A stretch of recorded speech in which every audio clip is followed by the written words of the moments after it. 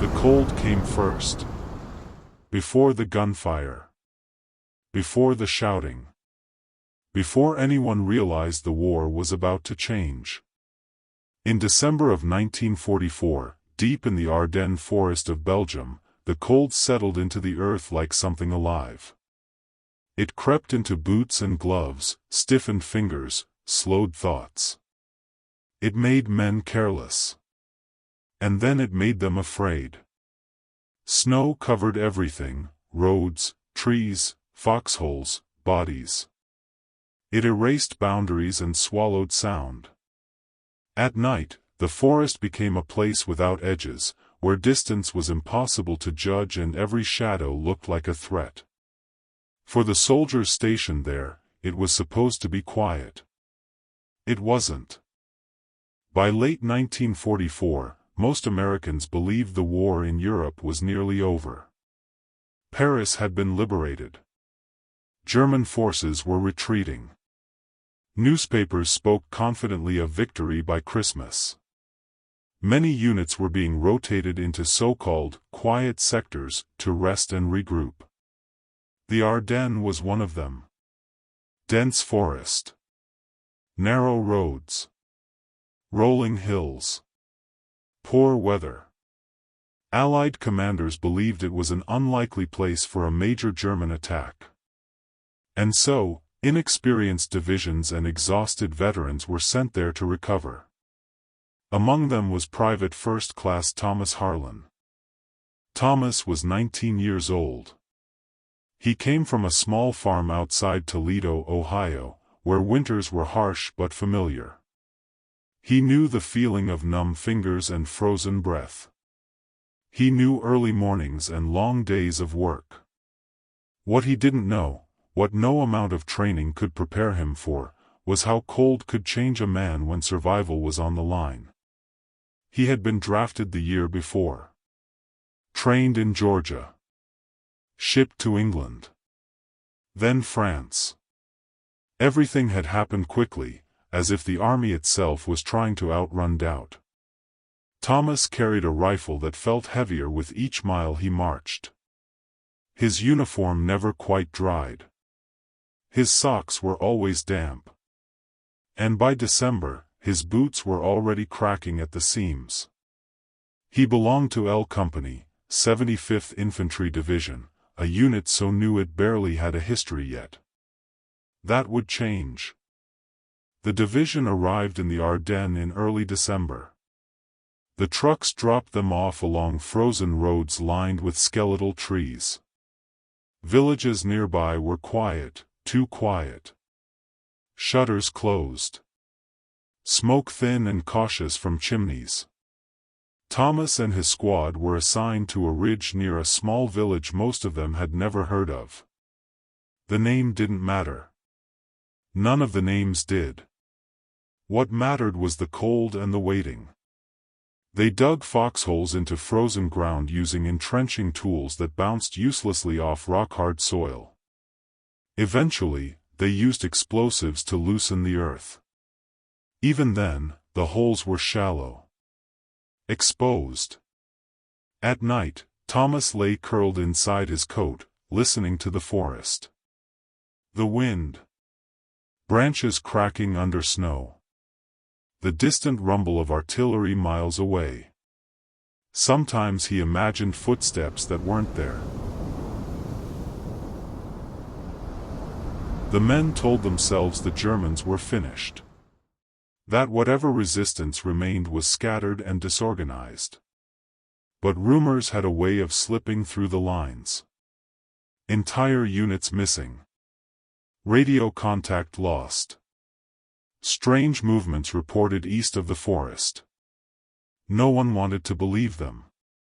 Thomas wrote a letter home on December 14th. His handwriting shook, not from fear, but from cold. We're in the woods now. It's quiet. They say this sector is calm. Don't worry about me. He didn't mention that his feet no longer felt warm. Or that he slept with his rifle clutched to his chest.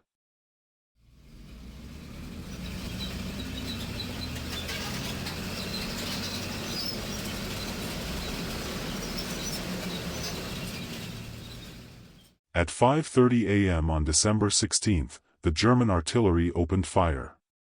The forest exploded. Shells slammed into American positions with a violence that shattered trees and sent debris screaming through the air. The ground shook violently, knocking men flat inside their foxholes. Snow and dirt rained down, blinding and choking. Thomas pressed himself into the earth as the world above him tore apart. The bombardment lasted over an hour. An hour of screaming steel. An hour of frozen terror. An hour that felt endless. When it stopped, the silence was worse. Out of the fog came movement. German infantry, advancing in gray waves, their outlines blurred by mist and snow.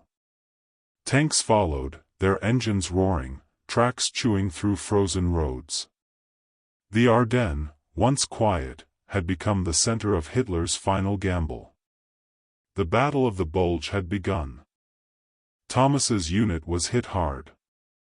Communications failed almost immediately.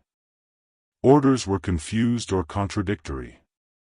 Some units were told to hold. Others to withdraw. Many never received instructions at all. Thomas fired until his rifle barrel burned his gloves. He barely remembered reloading. The noise was overwhelming, gunfire, shouting, explosions blending into a single, constant roar. Men fell around him. Some screamed. Some didn't. He tried not to look. At some point, he never knew exactly when, the order came to pull back. They ran. Through snow. Through smoke. Through chaos. By nightfall, Thomas's company was scattered and depleted. They regrouped in a shallow ravine, counting heads in the dark. Nearly a third were missing. No one said the word dead. They didn't need to. The temperature dropped again that night. Below zero. Thomas sat with his back against a tree, rifle across his knees. His hands shook uncontrollably, not from fear, but from exposure. He thought about home. About warmth. About things that felt impossibly far away. Somewhere in the darkness ahead, the enemy was digging in too. Just as cold. Just as tired. Just as human. And between them, only snow and silence.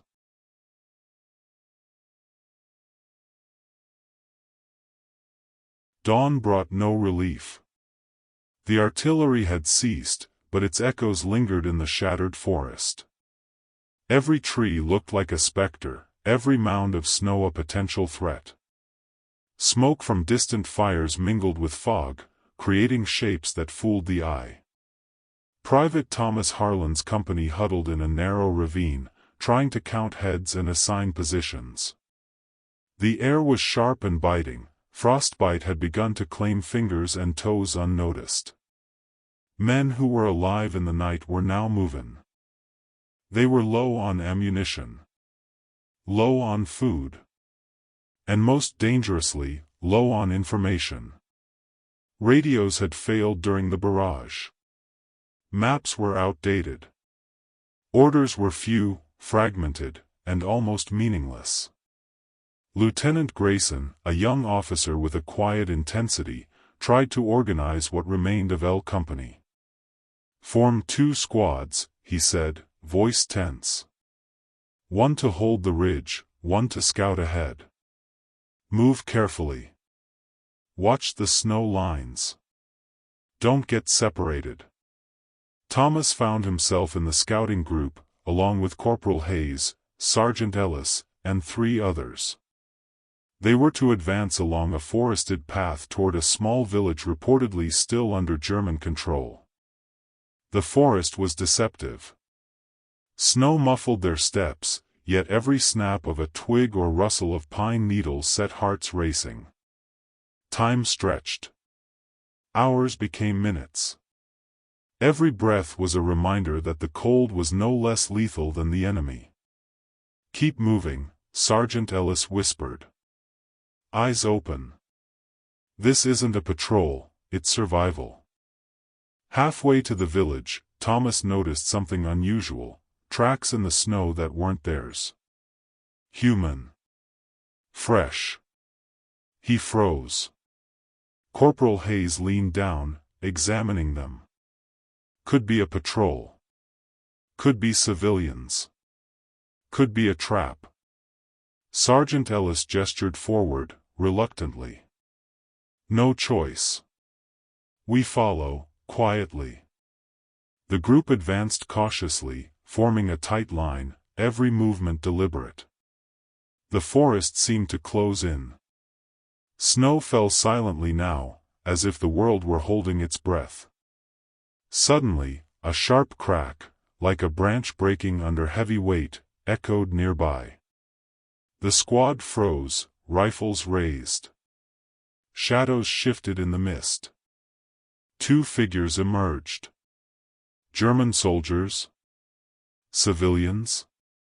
It was impossible to tell. The first stepped forward, a young man, no older than Thomas himself, face pale, lips blue from cold. He held his hands up.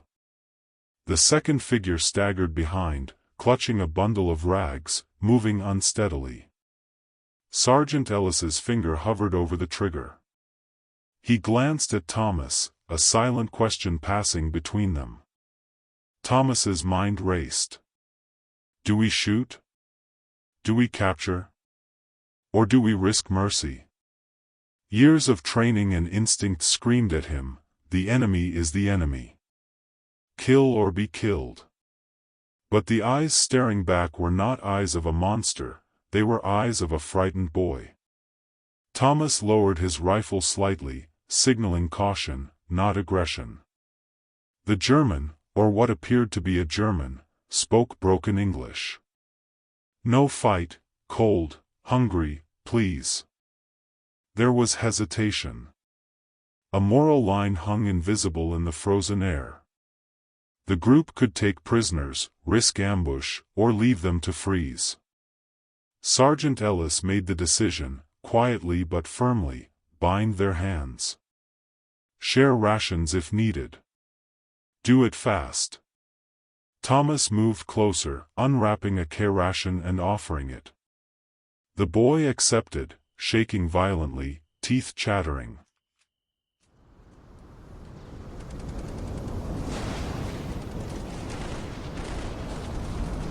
That night, Thomas lay awake in a shallow trench. He thought about the surrendering soldier. He thought about the orders he had never received. He thought about the faces of friends lost the night before. He felt the weight of every choice, every life held in his hands. War, he realized, was not always about bullets. It was about decisions in the moments between them. The following day brought movement.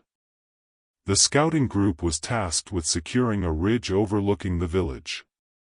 Intelligence was sparse, the Germans could be anywhere, and any step could be fatal. They advanced slowly, using the natural cover of trees and snowdrifts. Thomas's boots sank into the crusted snow. Every breath fogged in the cold morning air. Halfway up the ridge, they spotted a column of German soldiers approaching from the opposite direction. Not fully aware of L Company's movements, the Germans moved with cautious discipline. Thomas froze, realizing how close the two forces were.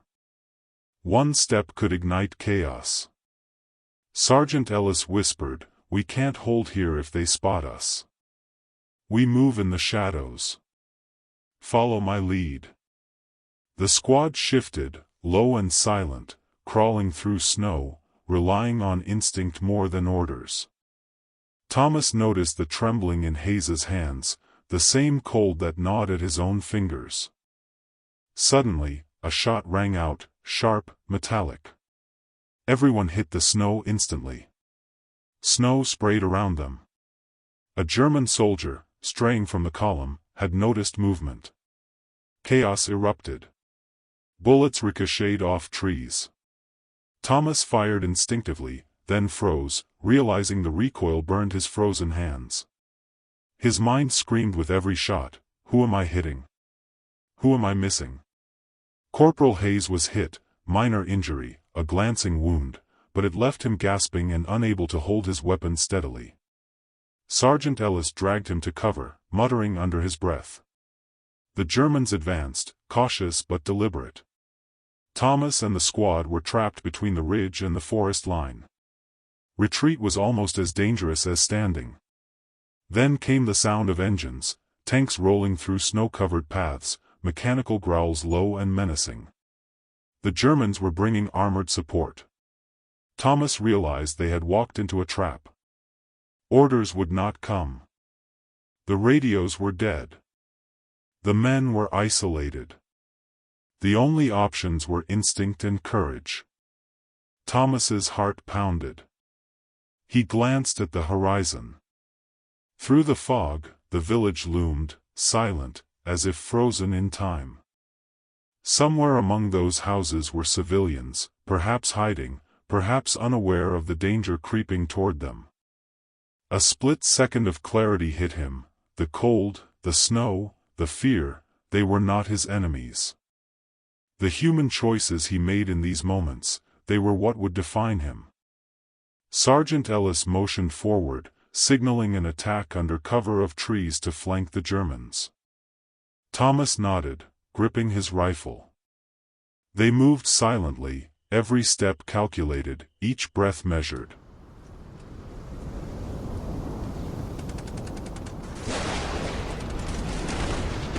They reached a small clearing when suddenly, the clearing seemed empty. For a fleeting second, it felt as though the forest itself had paused, holding its breath. But the subtle crunch of snow under German boots told the truth: the enemy was close. Thomas Harlan pressed himself against a tree, rifle ready. His hands were numb, despite gloves, and every movement felt like lifting lead. He glanced at Hayes, whose eyes were wide with panic, mouth opening as if to speak but no words coming. Sergeant Ellis crouched beside them, teeth clenched, eyes scanning the fog. Time slowed. Every heartbeat echoed. Every breath fogged like smoke. Thomas realized something crucial: fear was a living entity here, stalking them as much as the Germans themselves. Then a shot, single, precise, rang out. A tree branch splintered nearby. The squad hit the snow, snowflakes scattering like tiny sparks in the cold dawn light. Bullets whistled overhead.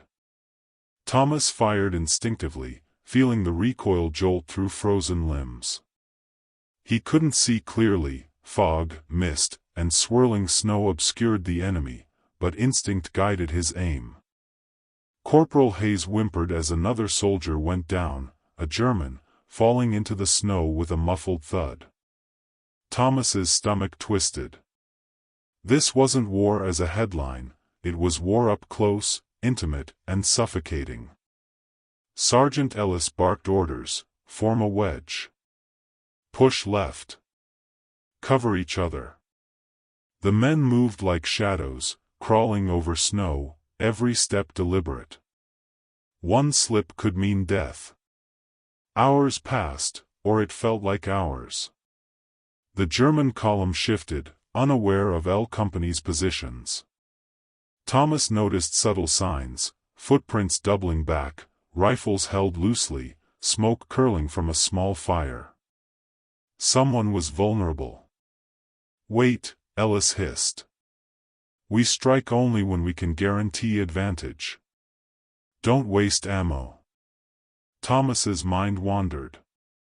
Advantage. Survival. Mercy. The words were interchangeable in war, yet never without consequence. He thought of the surrendering boy from the previous night. Alive. Afraid. Cold. Had mercy cost them anything? Would this choice, here, now, define him as well? By midday, they reached the edge of the village. Smoke rose from chimneys, buildings partially damaged but intact. Civilians might be hiding inside. The squad froze, considering the moral implications of moving forward. Every step could harm innocents. Every hesitation could cost their lives. Ellis motioned forward, slowly. "Watch windows. We need intel, not slaughter." Thomas led the advance through narrow alleys, each building a frozen monument of the chaos surrounding them. Snow drifted against broken walls, shutters rattled in the wind. Inside a collapsed barn, they found signs of life, footprints, overturned chairs, a kettle on the hearth, still warm. Someone had been here recently. "Civilian," whispered Hayes, voice trembling. "Or German." Thomas knelt, inspecting a trail of footprints leading deeper into the village. The decision weighed on him: follow and risk exposure, or retreat and lose initiative. They followed. Suddenly, from a side street, a figure emerged. Young, unarmed, clearly terrified, a German soldier separated from his unit. His eyes locked on Thomas. Again, Thomas froze. Fear. Humanity. Duty. This time, the soldier didn't speak.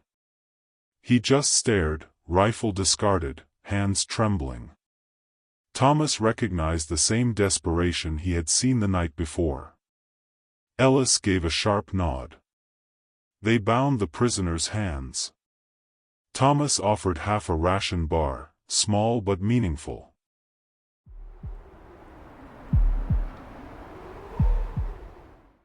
The squad paused, hiding in shadows, as the German column passed the village square unaware.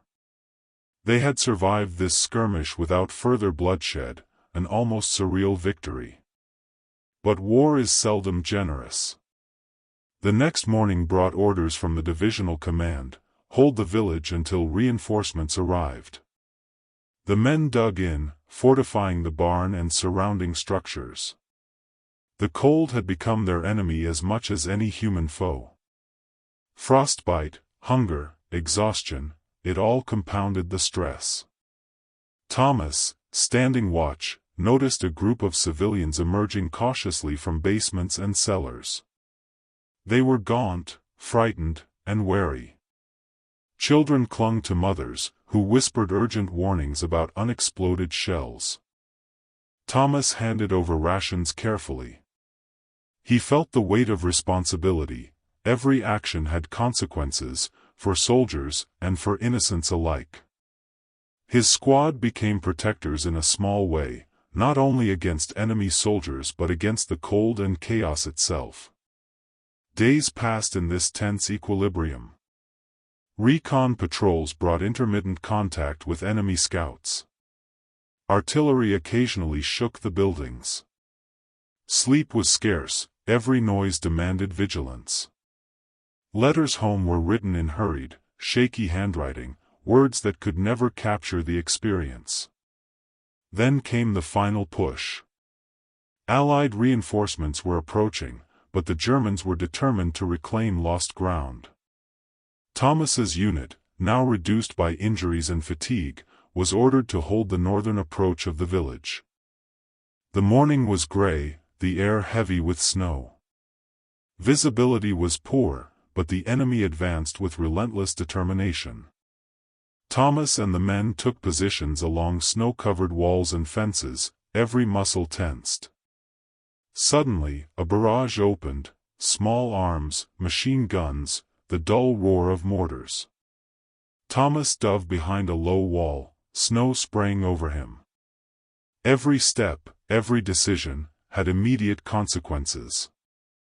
Lives depended on his actions and those of his comrades.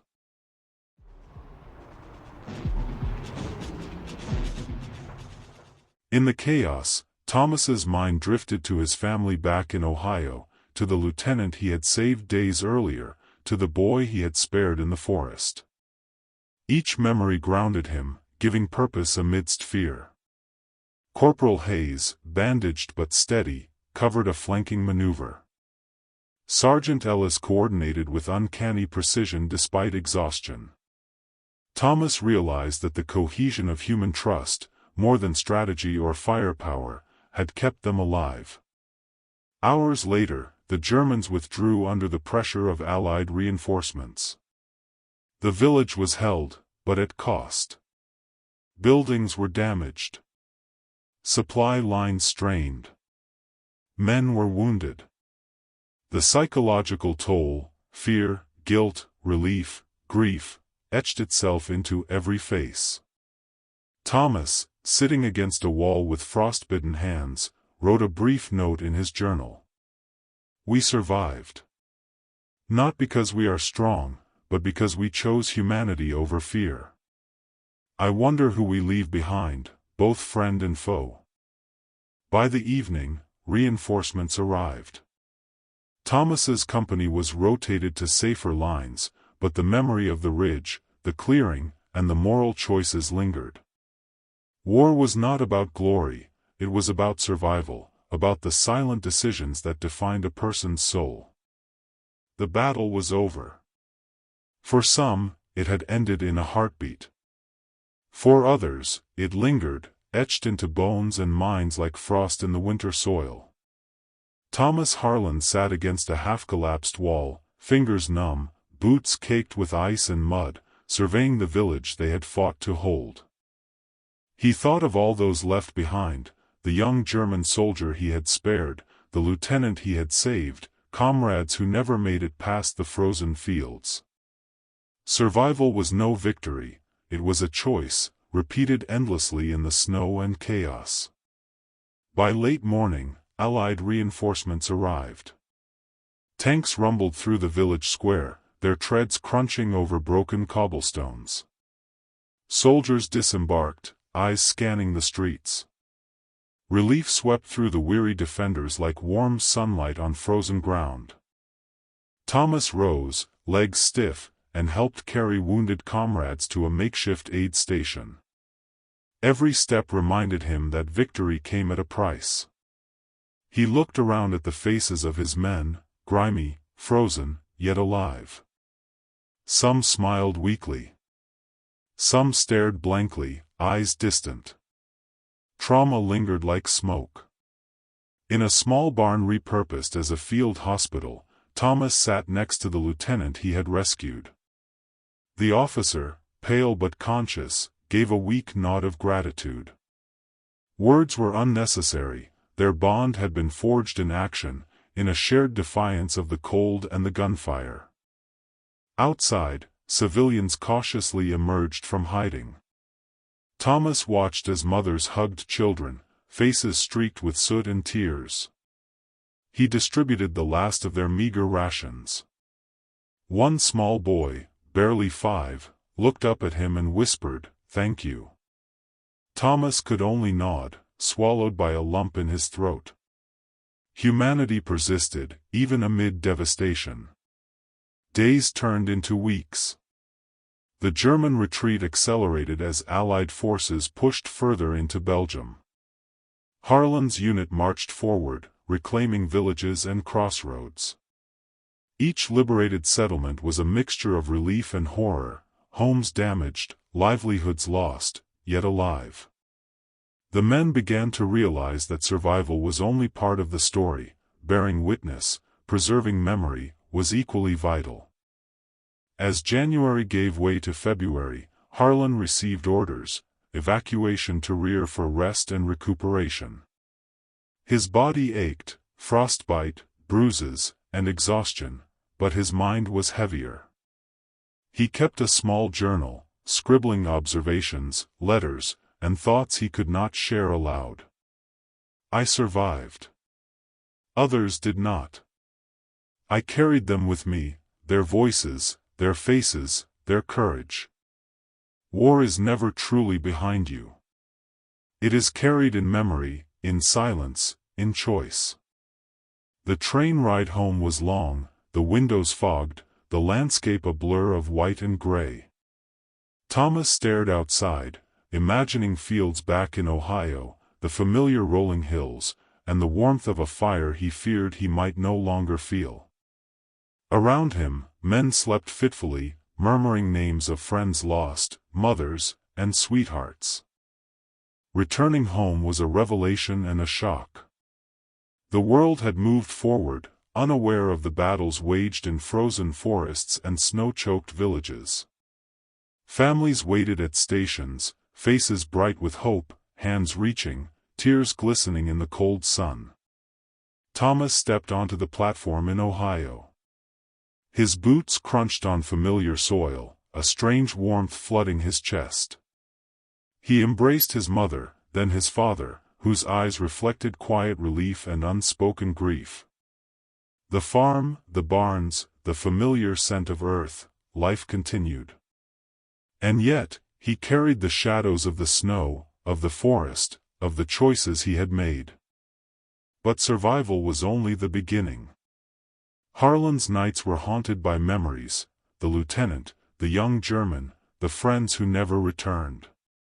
He found solace in routine, helping on the farm, repairing fences, working the soil. Yet the lessons of the Bulge remained etched into him, that courage is not the absence of fear, that humanity is preserved in small acts of mercy, and that moral choice is the enduring battlefield of the soul.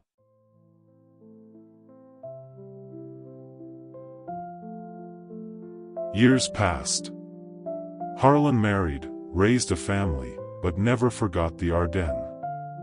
He attended reunions with surviving comrades, visited memorials, and occasionally wrote letters to the families of those who had fallen. He never sought glory. His satisfaction came from quiet acts, planting a tree, helping a neighbor, sharing stories with grandchildren. In the end, the Battle of the Bulge claimed more than lives, it claimed innocence and reshaped all who survived. Yet, amid the horror, Thomas Harlan's story, and countless others, reminds us of the resilience of the human spirit, the persistence of moral courage, and the quiet heroism often overlooked in history books. And now, we ask you, the viewer. What would you do in the silent moments of war, when survival and morality collide? How do you honor those who faced impossible choices and still found compassion?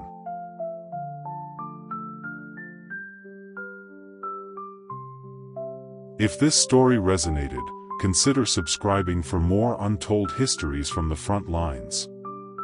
Share your thoughts, reflections, or personal connections in the comments below.